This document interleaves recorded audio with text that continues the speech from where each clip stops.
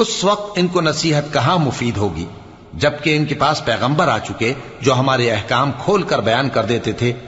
پھر انہوں نے ان سے منہ پھیر لیا اور کہنے لگے، یہ تو سکھایا پڑھایا ہوا ہے، دیوانہ ہے، ہم تو تھوڑے دنوں عذاب ٹال دیتے ہیں مگر تم پھر کفر کرنے لگتے ہو۔ جس دن ہم بڑی سخت گرفت کریں گے تو بے شک انتقام لے کر چھوڑیں گے۔ اور ان سے پہلے ہم نے قوم فرعون کی آزمائش کی اور ان کے پاس ایک عالی قدر پیغمبر آئے جنہوں نے یہ کہا کہ اللہ کے بندوں یعنی بنی اسرائیل کو میرے حوالے کر دو، میں تمہارا امانت دار پیغمبر ہوں، اور اللہ کے سامنے سرکشی نہ کرو، میں تمہارے پاس کھلی دلیل لے کر آیا ہوں،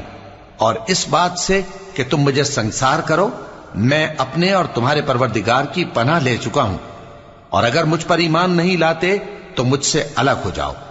تب موسیٰ نے اپنے پروردگار سے دعا کی کہ یہ نافرمان لوگ ہیں۔